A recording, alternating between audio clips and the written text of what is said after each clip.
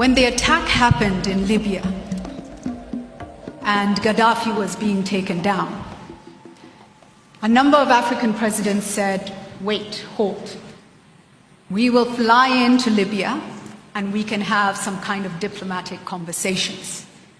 The feedback from external actors to them was, if you fly into Libyan airspace, we cannot guarantee your security.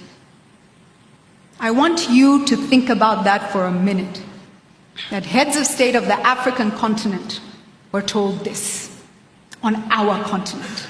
And ladies and gentlemen, what is Libya today?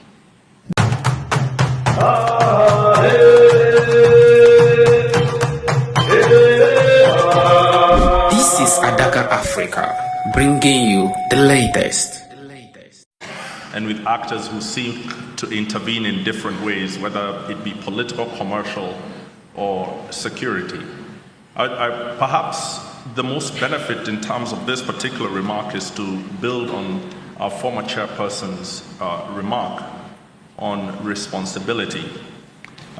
Julie, for the 2 years I recall being in the UN Security Council, I was exposed to many files, many African files as they're treated in the Security Council. And what I discovered is that to be free and to be secure is extremely demanding. As a government and as the leaders of governments, you need to have extreme levels of attentiveness, strategic thinking, and a complete rejection of domination of your mind and your intentions. And you have to do that not once in a while, you have to do that every single day. The sheer pressure to be competent and to be independent is overwhelming.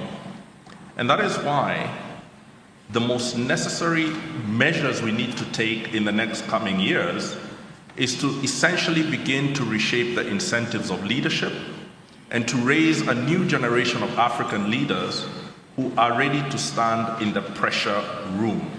Because to lead your country in Africa towards security and towards prosperity requires special qualities that few single people have. It is usually groups of people.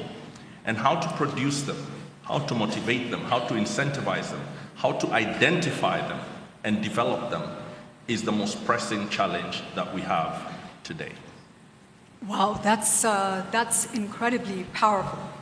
And I'm going to just repeat that, a new generation of African leaders who are ready to stand in the pressure room.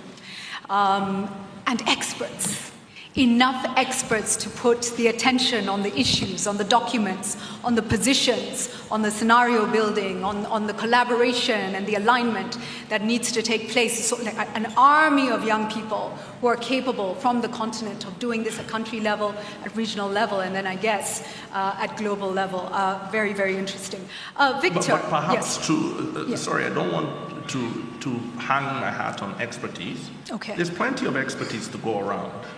But a lot of it is performative expertise. We need expertise that is rooted in political will, and political will that is rooted in political incentives. And this requires simply a revolution in leadership, and then the expertise will follow, and it'll flow naturally.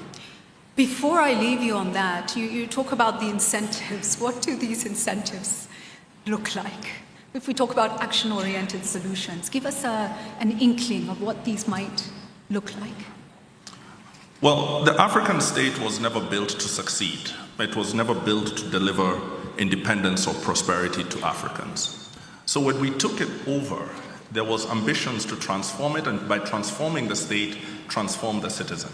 I saw a phrase once describing the Kenyan state that said, Kenya is a government-chasing nation. We believed that by transforming the state, we could transform the citizen. We had big dreams. Those dreams have narrowed ever since. We now are mostly in the mode of survival. And I think one of the lessons I have that tells me that it is entirely possible is sitting right here in Kigali. Because we have seen Rwanda rise from a state whose incentives were the destruction of its population, or the perpetrating of hatred, the weaponization of identity, and incompetence, and moved steadily under a different group of people to embrace competence and delivery and responsibility. So it's possible. It's imminently possible. It's only a question of us taking the examples that are there and trying to be copycats. Thank you for that. Victor, let me come to you next. China has gone through an incredible evolution over the past few decades. It seems to have been very intentional, very strategic. But give us an overview. When you look at the geopolitical pressures and how they impact Africa, what are you seeing? And are there lessons in what China has done that you can share with the world and perhaps Africa could just take a look at? Thank you very much, Julia. Your Excellencies, Generals, Officers, ladies and gentlemen, it is my great honor to attend today's inaugural session of ISCA. It's my first visit to this great country of Rwanda, but I'm sure it will not be my last. Just like all of you, I listened very carefully to His Excellency President Kagami's important speech. I cannot agree with him more when he said, African security cannot be outsourced. I think President Kagame is not only a great leader of Rwanda, he's a great leader of Africa, and is a great statesman in the world of today.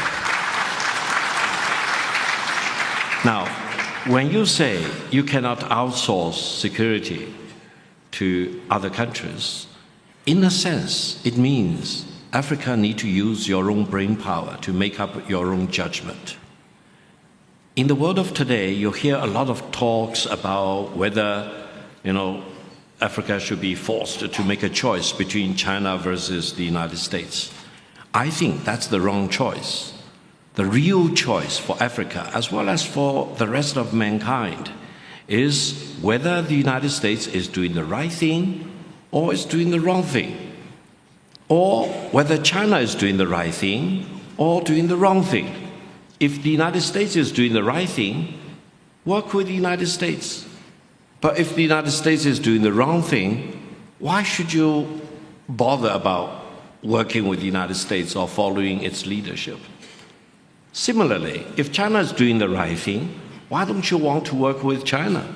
And, God forbid, if China is doing the wrong thing, why should you work with China?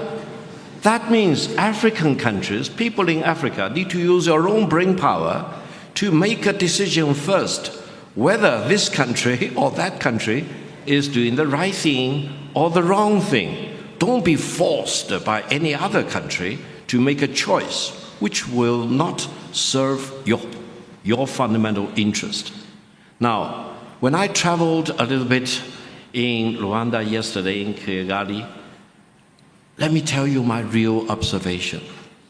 I think Kigali is in better shape today compared with China back in 1978, when China started to reform and opening to the outside world, attracting FDI into China.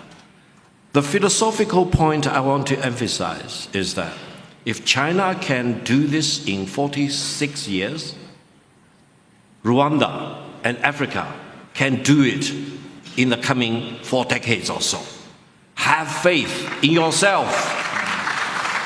Keep faith in yourself.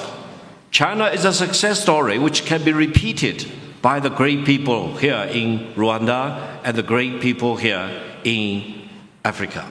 Now, another piece of advice. What is the foundation upon which security should be based, not only for Rwanda but for Africa? Security never exists in a vacuum. Security should be based on several things, which are the pillars. One is maintain stability at home. The other one is keep peace with your neighbors. And the third one, as Deng Xiaoping, for whom I had the great honor to work with before, development is the hard truth. Develop, develop, develop. In that context, whichever country which can really help you to achieve your development goal, he should be a friend. But don't be diverted. Don't be confused by some other country coming to you, say, no, no, no, no, no, let's put a premium on certain other things, on values, etc. And I do not want to build a bridge or a highway or a railway or a power station in your country. But if those countries which build these infrastructure projects in your country, they are not really meant good for you. No, that's not the truth. Decide with yourself, use your own judgment as to which countries are really helping you to beef up infrastructure connectivity, your manufacturing capabilities, and in the African context in itself, power generation. You need power, you need to generate power. I understand, even in this great country of Rwanda, you may not have sufficient amount of power. Focus on that, get that done. That will provide a much better context, whereby security for Rwanda, security for Africa as a continent will be better reinforced. Thank you. Wow. Excellent. Very, very practical, pragmatic. I love the, stability at home, peace with your neighbor, develop, develop, develop. It feels though a lot of the world is moving away from that, and there's a real interest-based, almost bullying, temperament coming into diplomacy, right? But we'll come back to that. And Mark, first, let me come to you for your thoughts. Thank you, Julie, and many thanks to the organizers of this conference. I'm really honored and humbled. Please go a bit closer to the mic. Yeah. Thank you. Is it better? Yes. Yeah.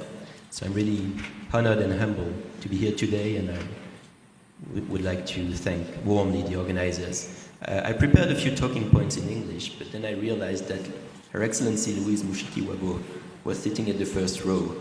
She's the General Secretary of the Francophonie, so I guess that would be a diplomatic issue if I would continue in English. So let me switch to French. And I don't want to get into trouble with you. La notion de sécurité qui est dans le titre de ce...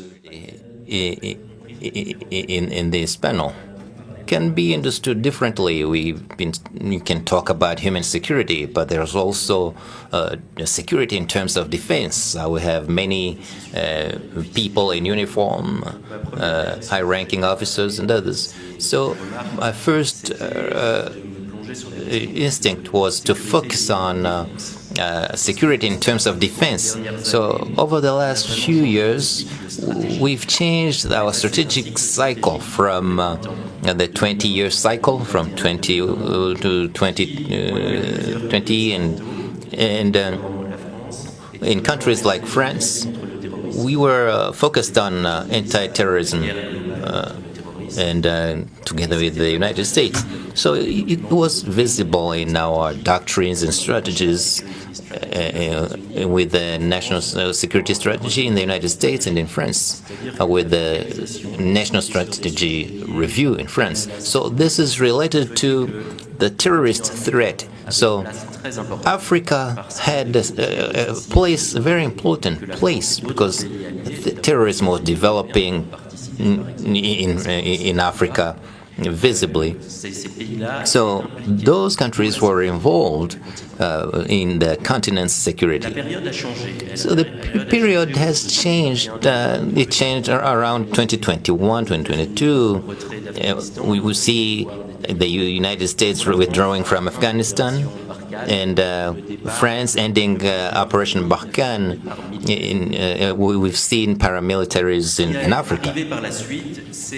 So what happened after that? We have a power competition, a strategic competition, which is focused on competition between superpowers. And the thing is, for Europe, but also for the United States, Africa became less central. So we became more focused on the East and Russia, and the United States was focused more on China. So that's the first point. That's a paradigm change that we need to keep in mind. Second, security, which is the center of this panel, can also be understood as an economic or political market with demand and offer. So the demand was explained clearly. It's not about outsourcing security. And when you talk about the offer has become less and less. There's less will to involve militarily in other countries. And other countries, because you don't want to infringe on sovereignty. And so the security in terms of defense was not really what it should have been. And when you look at the theme of this panel, with this fragmented world, you see a multipolar world with geopolitical blocs that are competing against each other. And Africa's security is also related to security of other parts of the world. You see those conflicts outside of Africa have an impact on Africa. It's the case with Ukraine. And the consequences were felt in Africa, especially with food security, but also for defense proper. I've had a conversation with an African minister in West Africa after the invasion of Russia. So it became difficult for them to have essential military capacity to fight jihadists, because focus was more on aid to Ukraine, aid by the Western countries. The last point I wanted to emphasize is that this era of geopolitical competition can be a trap for many countries. So we need to avoid being trapped within an external influence to another. We need to diversify partnerships instead of being exclusive. Thank you. Thank you. Thank you so much for that. And, it takes me very neatly into my next series of questions. And I believe we've kind of started to answer, at national level and on the continent, what are some of the solutions. We've talked through some of those things, some very practical examples coming out. I think the role that ISCA will play, standing alongside the AU and the peace and security mechanisms within the AU, could be a very important mechanism. But let's talk about our multilateral systems. And I want to use some examples. Yeah? When the attack happened in Libya and Gaddafi was being taken down, a number of African presidents said, wait, hold. We will fly into Libya and we can have some kind of diplomatic conversations. The feedback from external actors to them was, if you fly into Libyan airspace, we cannot guarantee your security. I want you to think about that for a minute, that heads of state of the African continent were told this on our continent. And ladies and gentlemen, what is Libya today? What is Libya today? And it happened on our watch. It happened on our watch. Ladies and gentlemen, Rwanda, 1994. Dilly-dallying over the word genocide at the United Nations Security Council saw 1 million people dead in how many days? And who solved the problem? We had to solve the problem. His Excellency and a small force came back in and had to build this country from scratch, ladies and gentlemen. And today we still get lectures and hear lectures about human rights, and there's something wrong. I want to talk about South Africa today.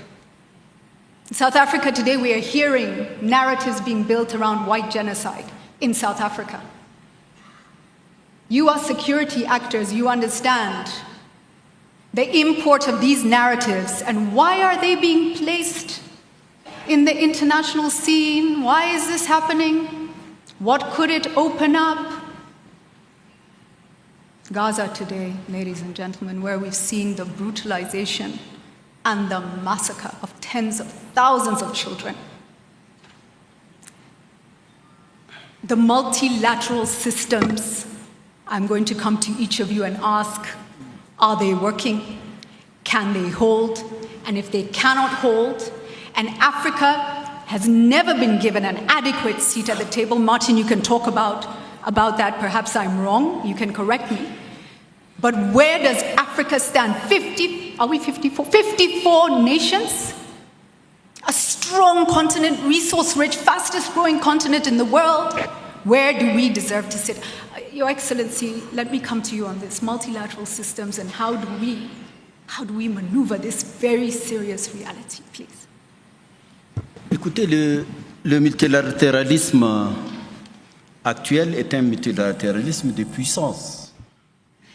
Et cela se justifie parce qu'il a résulté de la Seconde Guerre mondiale. That you're talking about is the multilateralism of superpowers that emerges from the end of the Second World War. And this has forged the world as it is today. Regarding Africa, let me come back to what President Kagame said this morning. He talked about ownership, the relationship between governance and security, and the necessity of cooperation. African states themselves, because the history of this continent that has been occupied, creating a system, a social system and a political system inherited from colonization. This same continent, does it have appropriate institutions? We should ask ourselves these questions. Now, regarding the correlation between governance and security, if the population does not accept the system, it generates itself insecurity. And third, we are 50 countries in Africa. We can't each individually guarantee our own security. That's why we need to cooperate sub-regionally and continentally. This is a logical structure. You mentioned Libya. The African Union designated 5 heads of state. They met in Nouakchott and they had to move to Libya. These were heads of state, and their flight was refused. We had to negotiate until they arrived. What happened once they arrived in Libya? Gaddafi was ready to quit power. He was ready to step down. He said that to heads of state. Despite that, NATO intervened and went as far as assassinating him. Now, 15 years later, we see cases, court cases, Sarkozy being tried in France. You see, these are the consequences of such behavior. Now, Rwanda, 1994, we have a peacekeeping mission. We see genocidal tendencies and we look the other way. Today, the same type of peacekeeping mission is challenged. What about us as Africans? Have we succeeded? The model that we copied, does it correspond to our needs? And this brings us back to the idea of ownership. We should own our security, social and political system. Our population needs to accept that system that we are proposing, and we need to position ourselves vis-à-vis the rest of the world. You said that in South Africa, Afrikaners are being given the refugee status in the US. Look, we have the history. Only a man like Mandela was able to impose a rainbow nation. Who is the victim in this? Who owns the land in South Africa? Who owns the land? I think everybody knows that. Now, you wanted to make South Africa and the ANC look like criminals and you call them genocidal forces. That's not realistic. Maybe it is hiding something else behind. but this is not realistic. I think we need to be realistic, and this actually points to our weakness as a continent. I think all kinds of ideas are being experimented. This is one more reason for us as Africans to understand the depth and the risk that this situation represents. We need to do better and faster. We need to do better and faster. Martin, let me come to you. Yeah, Julie, your questions are very provocative. Let me begin by saying that the multilateral system, as reflected in the United Nations... Please bring the mic a bit closer. Yeah. The United Nations was built primarily to prevent great war between the great powers. That's not all it was supposed to do, but this was its primary reason. And for that reason, it needed to have the great powers of the day to stay around the table and to be assured that the United Nations as a political construct would not be used against their vital interests as they saw them. The price of keeping them at the table was to give them the veto. And because of that ability to veto what the rest of the organization thinks or wants to do, and what all countries want or may want to do, it then assures that the permanent members will stay, and then posits that there'll be a possible diplomatic solution from that. In many ways, since we have not had a world war since 1945, you can say that the United Nations arrangement in its most basic terms has succeeded. But it has failed its promise to stop wars elsewhere. And often the veto power has been used to shield the allies and fellow travelers of the great powers when they're committing atrocities. The Security Council has been used as a platform to launch attacks against the very interests of Africa, for instance, the NATO attack on Libya. So what does Africa do in terms of this multilateralism that we belong to? One of the most ironic things about being an African diplomat in the UN is that you're often defending the very system that you're marginalized in.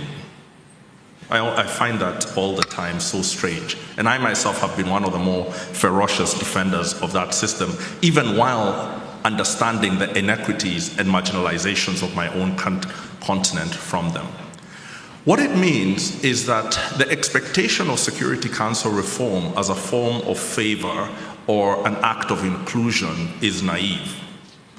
You do not get included in the permanent ranks of the Security Council to be a substantive member who can wield the veto just because. You have to generate your own form of power and independence so that you sit at that table as an equal.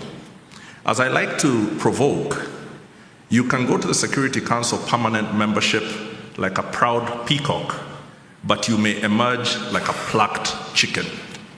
Because the Security Council veto and permanent membership is only one dimension of national power that is arrayed against other intelligence, security, economic, and political powers. So the question for Africa when it comes to multilateralism is to go beyond the demand for inclusion and look inward and talk about the demand for leverage. What is it that allows Africa the leverage to sit in the permanent ranks? What is it that allows Africa to demand a seat at the table and to get it, not because we've been left out, but because of our leverage? And to me, Julie, that comes to coming back to our institutions, our security architectures, reimagining and re-energizing them, coming back to the original reasons we built the African peace and security architecture, being true to that architecture, making sure that the parts of it that have been captured or diverted by others are retaken back into our hands so that we're able to use them.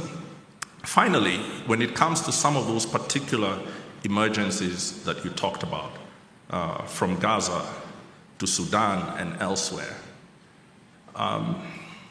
it seems to me that it doesn't take 193 members of the UN to decide on anything for the UN to move.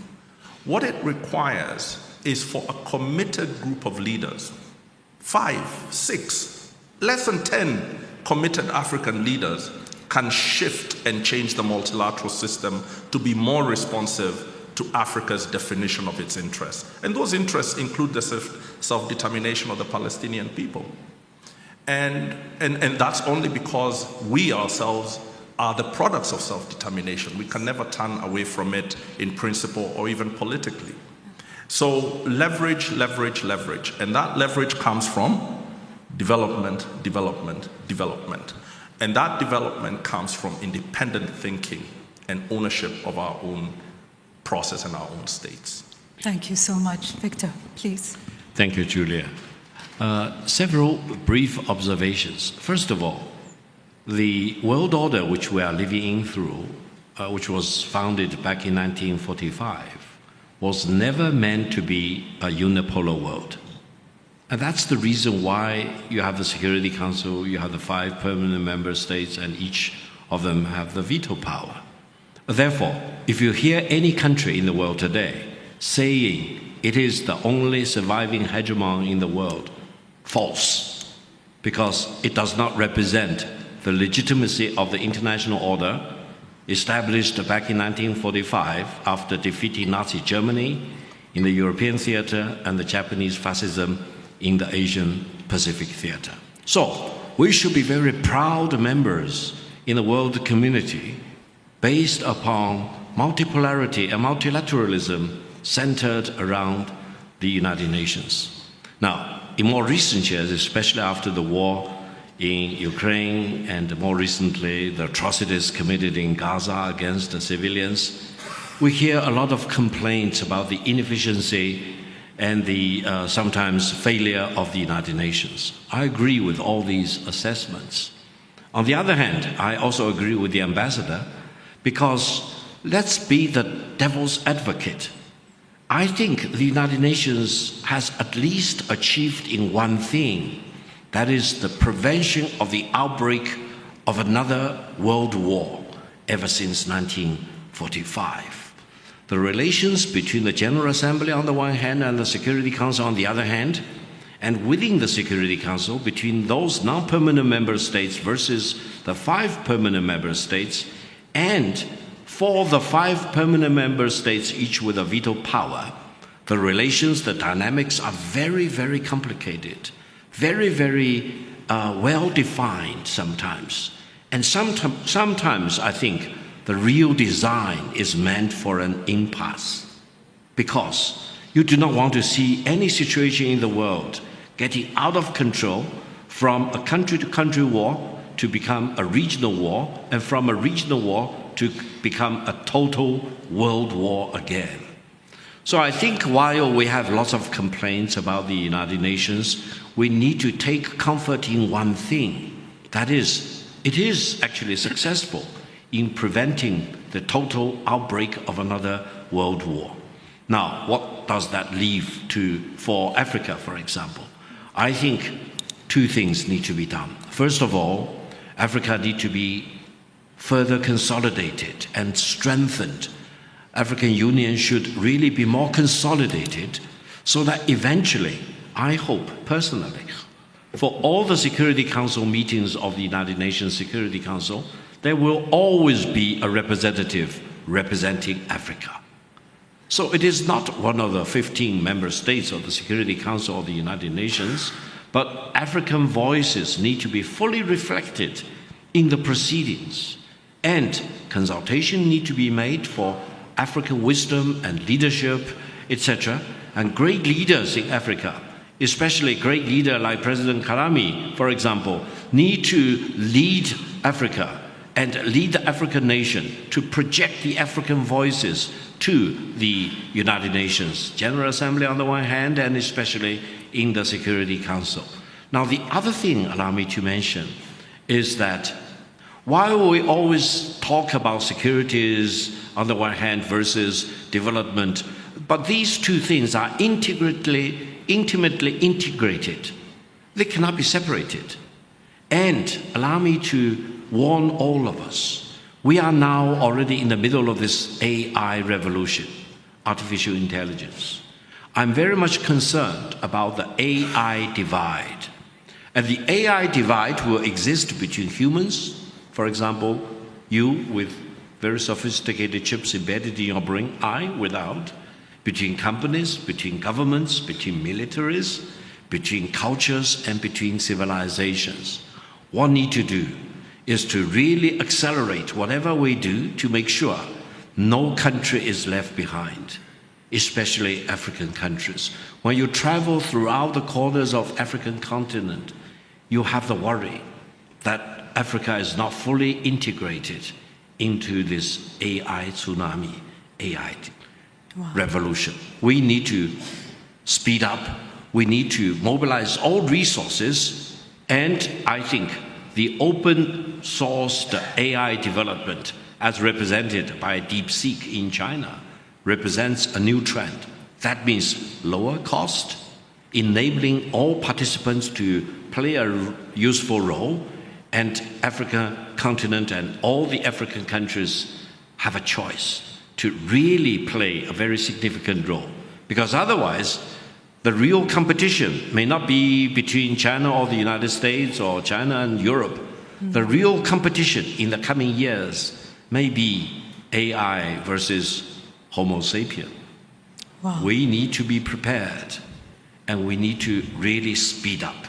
Thank you very much. Wow, that's very interesting. And for security stakeholders, somewhere to dive in. Mark, please go ahead. Le multilatéralisme est un grand mot, un grand concept qui a fait rêver. Effectivement, on pense immédiatement au système onusien, né après la Deuxième Guerre mondiale, mais qui immédiatement, quelques années plus tard, a déjà été freiné. After the Second World War, the Cold War dampened the enthusiasm, and this paralyzed the Security Council for a long time. Now, after the Cold War, we believed again in this dream of multilateralism, and we dreamt of Pacific international relations, and now we are back to tensions. And the UN system, the multilateral system, is suffering, has major difficulties. And you can also observe that the Security Council has been blocked many times by the veto power in the last few months and years. We also observe that UN agencies are having major financial difficulties. Large members of the Security Council are contesting the international order as it was constructed after the Second World War, and this leads to problems that seem hard to solve. But the multilateral system cannot be reduced to that. We can talk about multilateralisms in plural. There are other organizations such as the Francophonie and others. I think what will happen in the following years will be a wait-and-see system where the UN will continue to be blocked with lack of innovation, lack of empowerment, lack of innovation, or those will gain strength. We talk about regional multilateralism, so I think these new organizations will give us new perspectives. Allow me to say one thing about Libya, because it was mentioned by two people. This situation is very complicated, and I think historians, when the archives will be opened, will do their work. We know that takes time for historians to do their work, but I think some truth will come out. For France, that's a situation where there were revolutions in many countries of the Arab world, and there were issues in Libya, and the leader was talking about crushing the revolution, and his own son was talking about blood flowing. When you see armored vehicles rolling in streets, what do you do? Do you intervene? The responsibility to protect, does it enter into force or not? I agree that intervention should be criticized, but sometimes you need to look at the facts and wonder what would have happened had the intervention not taken place. I'm going to be the devil's advocate. Yes, okay, you can start. Thank you. Go ahead. Well, very quickly, and then I do want to come to the floor. Très rapidement. Contributions, not questions, because our time is very tight. Yeah, I just want to take that one example of Libya and see what are the possibilities of when I talk about leverage, so that I say something that's a bit of a solution. There were 3 African countries in the Security Council at the time of that decision. If you go back and look at how they voted and why they voted the way they voted, you will then see that they did not have a consensus as the 3 of them. And you then ask the African 3 on the Security Council, what is it that can make them strong enough to maneuver in that moment? And between that time and today, the African 3 has changed a lot. And that change has been, 1, the deepening integration of the Africa 3 to the African Union. So if, when you're sitting in the Security Council and you're one of the African 3, if you get a very clear signal from the Peace and Security Council of the African Union, it emboldens you a great deal for you to say, look, I would like to do what you're telling me to do, but unfortunately, the African Peace and Security Council has decided, so our hands are tied. Sometimes even when Chair Moussa Faki would speaking for the Commission, but because the Peace and Security Council is quiet, we would use his words to say as if, Moussa, you are talking for the whole of Africa. And we would try and use that as a leverage point. We then had a unity with the CARICOM states, which was called the A3+, when St. Vincent came in and said, on the basis of Pan-Africanism, if the 3 of African countries agree on any issue, we will automatically vote for them. The difference between 3 members and 4 members in the Security Council is considerable. Now imagine a strong Peace and Security Council of Africa that is independent, that is decisive, that makes clear decisions in a timely way. Then next imagine that Africa has a criteria for the candidates for the African 3 on the Security Council, not just regional circulation, but you're coming there with capabilities, you're coming there with determination, you're coming there with a track record of pursuing African interests. So if those 3 were put forward by Africa of that nature, who could combine with CARICOM, who can talk on the basis of peace and security decisions, believe me, you will often see China and others in Security Council automatically side with the African 3. You may not have a veto in terms of the law of the charter, but many, many times when you have that leverage, you have a de facto veto.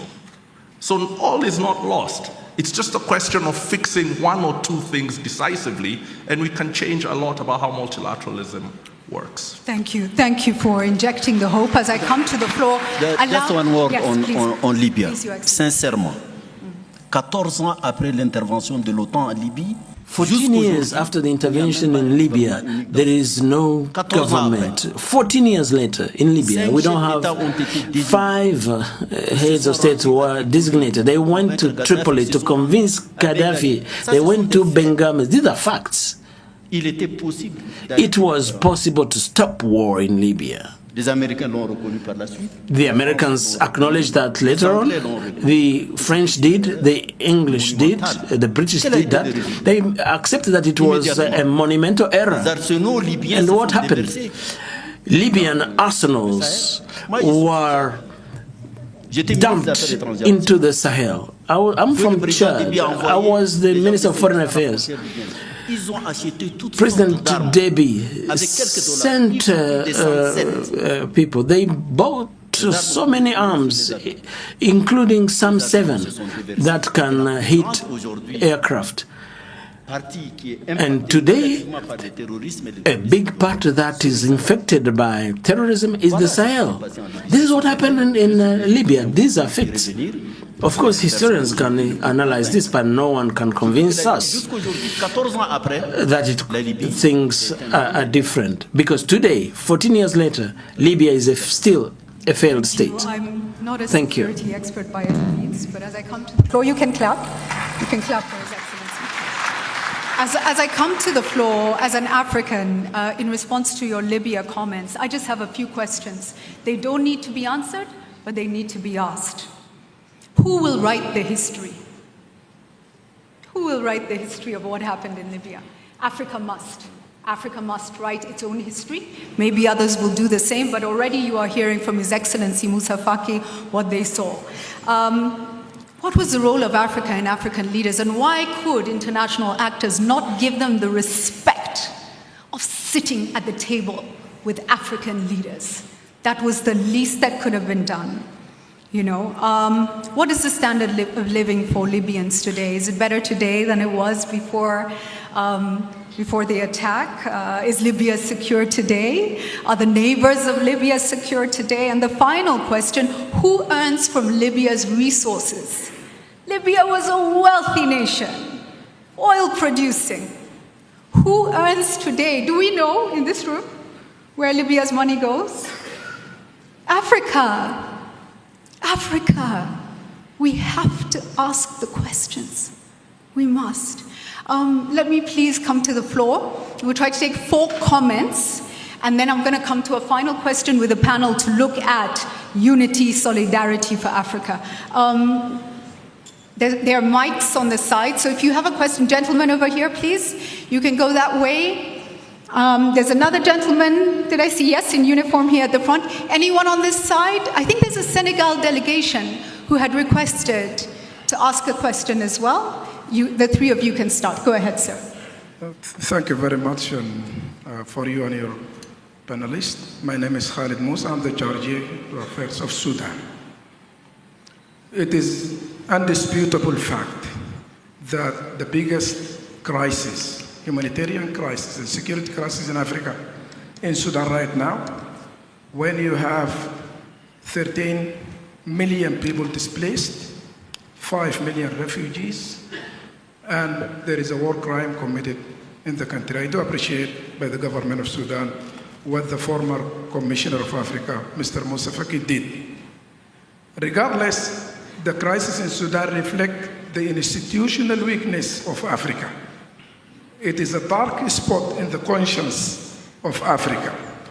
That because for the 2nd consecutive years, it's still going on, Africa doesn't do anything for the Sudanese people when we see the suffering.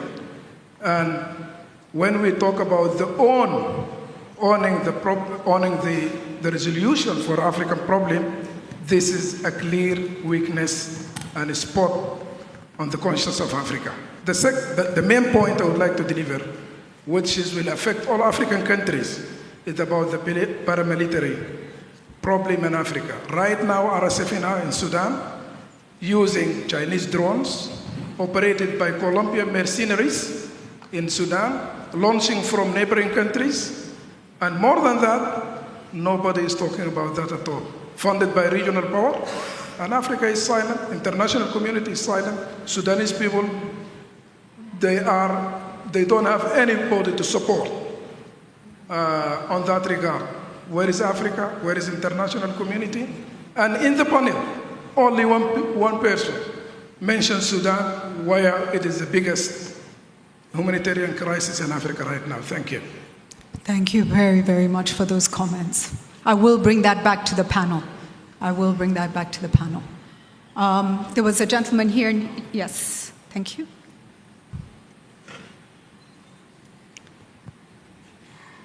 Thank you, moderator, and good morning, everybody.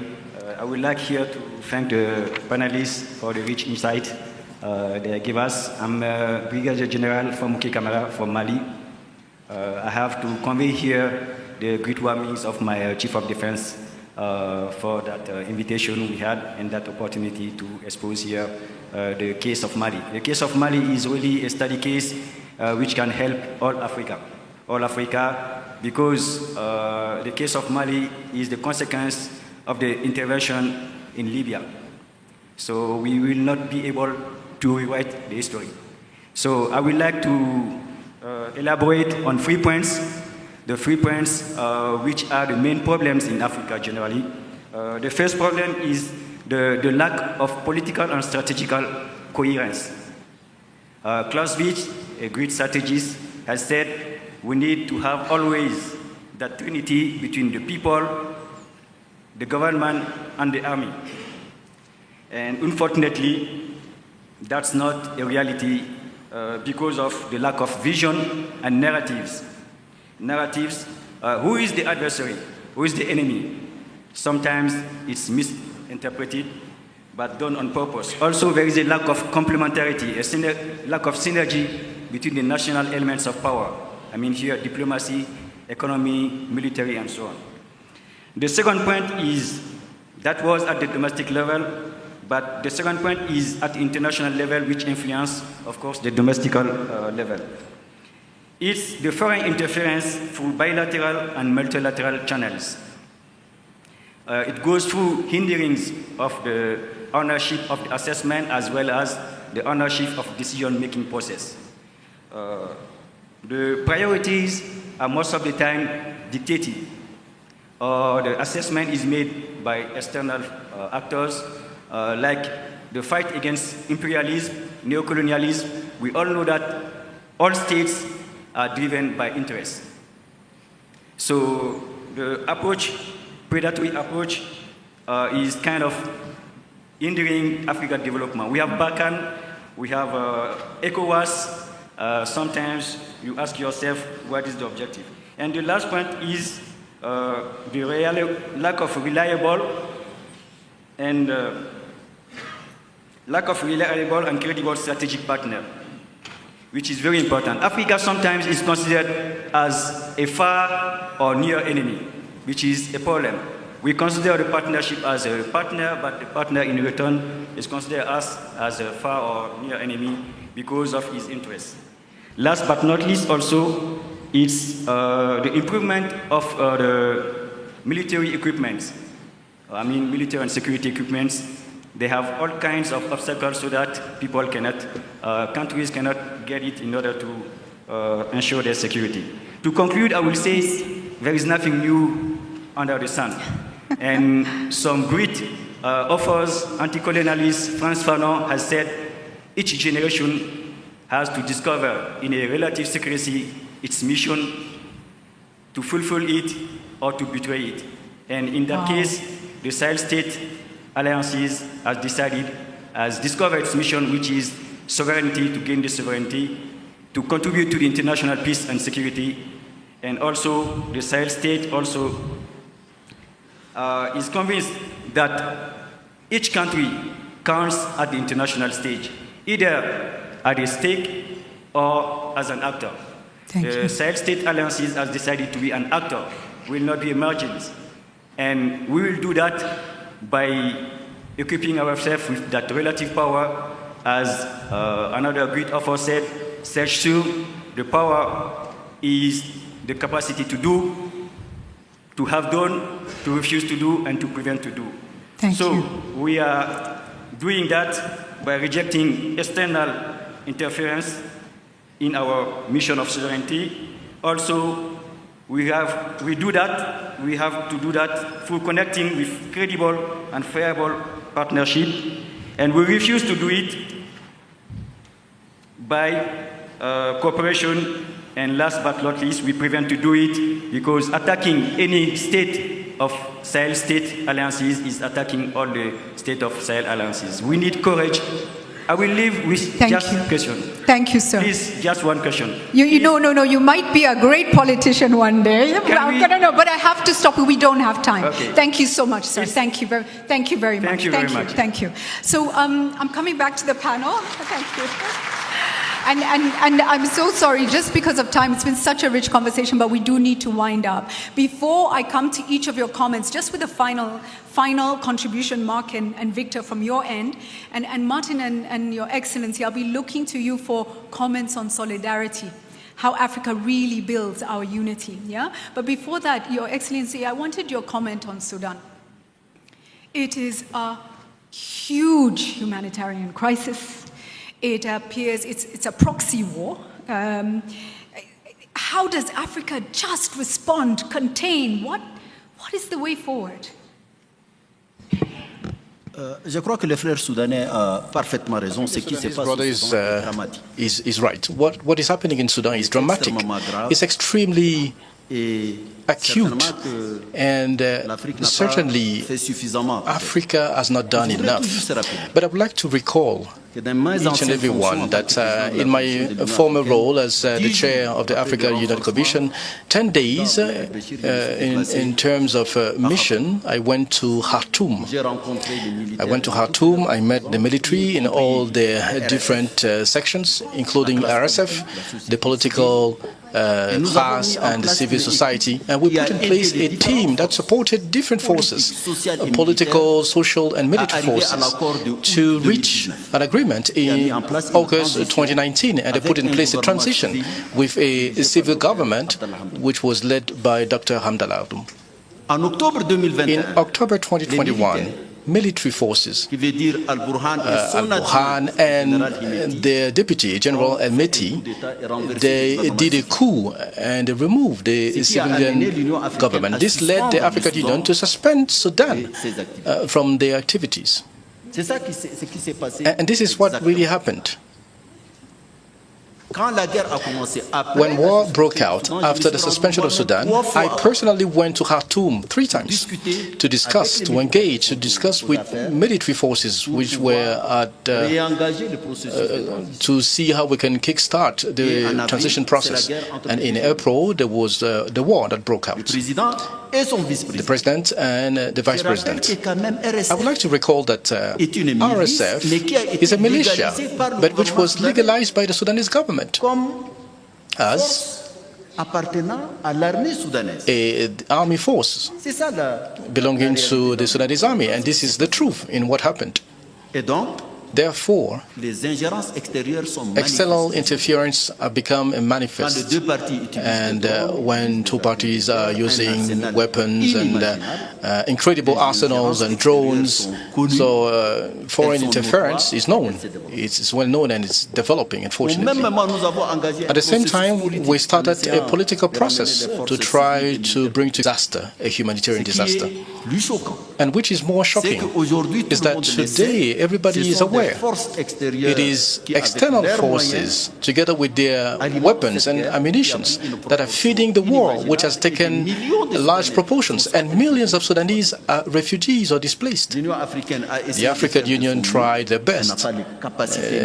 We don't have the political or diplomatic capacities. Even parties that is recognized, sometimes they are privileged for reasons that are theirs.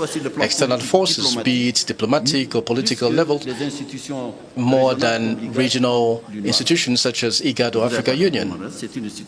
So this is an unacceptable situation, and all forces should be unified so that peace regains. Parties should accept dialogues. Parties should accept dialogues to put an end to that bleeding situation, which is fragilizing such a huge country. I personally, it's a country that I know, but nobody could imagine that Sudan would enter into such a war. And the biggest threat is that external interference are becoming more and more a serious issue, and nobody is talking. This is very worrying for us, even for the African continent in the future. Thank you so much. Major focus for the African continent moving forward. Mark, final comments, please. C'est pas simple de synthétiser, mais j'aimerais dire qu'effectivement, il y a un coût à l'intervention qui peut être très lourd. il peut aussi avoir un coût très lourd à la non-intervention. Les pays occidentaux ont aussi été pointés du doigt pour n'être pas intervenus. Western countries have been pointed that they didn't intervene in Syria. We know that there was a civil war that led to hundreds of dead people. We need to draw lessons from interventions that have failed, and also the non-intervention that could also be very costly. But it was well explained. There's a willingness to more Africanized security and then to have African solutions to African problems. And I believe that there's no contradiction at that level. As far as European countries and Western countries. But we need to understand what needs to be done, and we need to succeed in doing that. And my last word is that this is also a trend. We need to measure internal dynamism. And there are foreign actors that can feed a dynamic, but sometimes instability situations do not always come from outside. It might impede or feed in internal dynamisms, and these are problems that need to be resolved in order to avoid developing instabilities. Thank you for that. Victor, please. Well, I'm saddened by the wars and the sufferings in countries like the Sudan and Mali and quite a few other African countries, which are plagued by not only civil wars but also cross-border wars of all kinds. I hope the African nations and African Union will have enough wisdom to come up with a framework where these wars, civil war or cross-border wars, can be not only timely be monitored, but also effective measures can be proposed so that they can be brought to an end more swiftly, and then it will not be allowed to escalate or spread over to more people. Because otherwise, the human sufferings in Africa will really take a great toll, and without stability, it is really difficult to expect that development can take great roots in any meaningful way. So security, peace, development are all intricately related to war or conflict, civil war, instability, etc. That's number one. Now, allow me to make a final point. I was in Doha on May the 14th, attending the Arab Strategy Forum, just on the eve of President Trump's state visit to UAE, and I made a proposal, and I want to make the same proposal now on this occasion. I said, Mr. President, President Trump, don't mess with free trade. Free trade is important. Free trade is important for all African countries. Without free trade, you cannot expect to achieve meaningful economic development. And without achieving meaningful economic development, your security will be eroded. It will not be established on solid rock foundations. Again, these things are all related. We need to do our best to promote peace, stability, and development for all African countries. And then this will re-enhance the security dimension for Africa as a whole and for each of the 54 African nations separately. That's my best hope. Thank you today, so much. I hope you will declare me as an African. Thank you. Thank you so much for that. And I think that's a reminder also of the Africa Continental Free Trade Area and our responsibility to really bring that to life. That will be a big part of enabling peace and security on the continent. Martin, please. Yeah, well, I could just answer with one sentence, but I'll increase a bit. Solidarity is for the courageous. You can never have the solidarity of cowards. And so what is the basis of our courage? You know, when you read about revolutions in your history books and when you're in class, they look very tidy. When you read about 1789 in France or 1917 in Russia, it appears very, very simple, it almost one thing leads to another. It seems very logical. When you're living through a revolution, it's very confusing. And you don't know exactly what is happening and what's about to happen, because many of the things you've assumed to be permanent turn out to actually be like clouds in the sky. And I think we're in one of those moments. Today, the multipolar world is appearing, not for the first time. The world has mostly been multipolar, but it is reappearing. Many of us are trained to think in a unipolar world since the 1990s, depending on your age. So to think in a multipolar world is not easy. Next, the weaponization of trade and investment is underway. These rivalries are not just rivalries for political primacy or civilizational primacy, even though they are that, but they're also claims for economic supremacy and a defense of economic gains that they have. So to me, solidarity for Africa looks like taking the instruments we have and the resources we have to understand that cold water has been poured on our face and that the link between foreign aid and development has been broken. If you haven't broken it in your mind, I encourage you to. Now, it means all we have is what we have.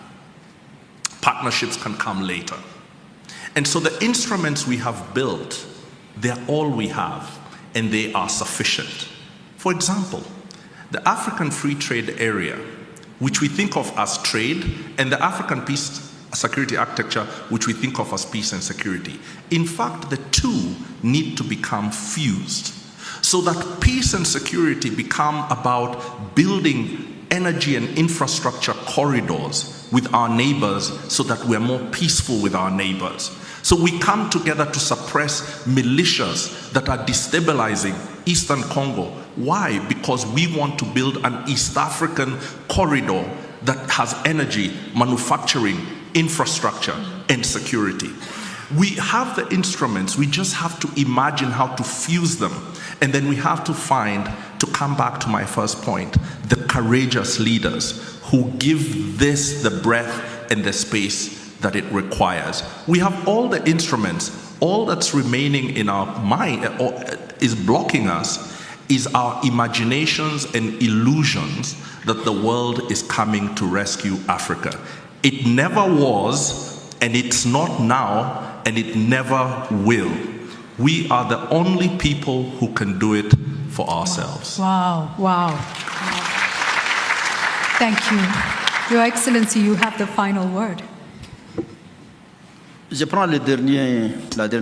very much. I would like to take the last sentence of my brother, the ambassador. I think the first thing is, in terms of challenge, is first of all internal to African countries.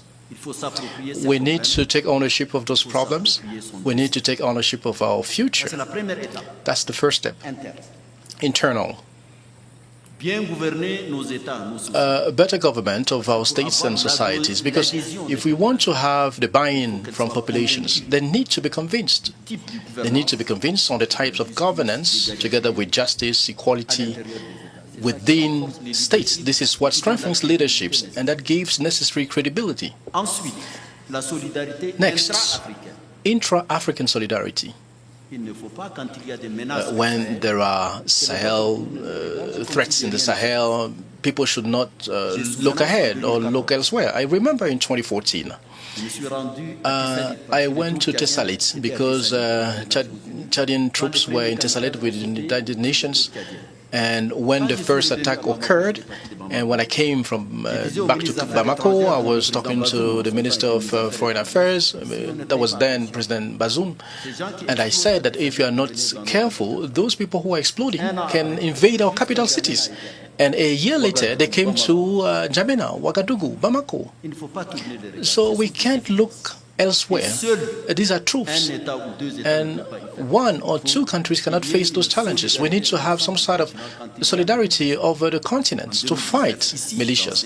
In 2019, in one of the neighboring rooms, together with President Youssouf, he was the President of the Republic of Niger, we were discussing together with President Kagame, and President Kagame disbursed $1 million for the Sahel G5 as a solidarity gesture. So this is the type of reflections that we need to develop. And this type of reflection needs to be developed, but this is solidarity. And then we will not work on isolation. We have to cooperate with the rest of the world, but based on well-known reciprocal interest. So the ball is on our side. I think 60 years later or 65 later after independence, it is time to take up some kind of assessment at all levels. We need to take ownership because the world is changing. We talked about AI, for example, but we might miss that revolution again, and that would be extremely serious. So it is time. We need to act. We need to act fast, and we have to work with intelligence. Thank you so Thank you much. very much. What an incredible conversation, and not an easy one, but an important one. I want to thank all the panelists.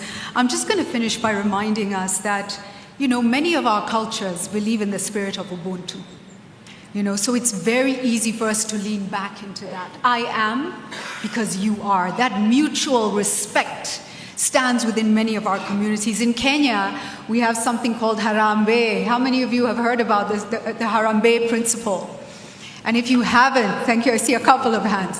The Harambee principle is when we strive together, we achieve much. When you stand alongside each other, you have extra vigor, energy, and you push harder. And so we have a lot within our own communities, our principles, that we can tap into to give power to African solidarity. Allow me to end with a quote from a great African leader. I can see no security for African states unless African leaders have realized beyond all doubt that the solution of Africa lies in African unity. That was Kwame Nkrumah. Kwame Nkrumah, how many years ago? And so as I look at this room and the power in this room, and many who are watching on screens in different parts of the continent and the world, as Africans, what are you going to do about this? Thank you so much. Thank you. Thank you. Thank you. Tell us what you think in the comment. Like and share to friends and family. See you in the next video.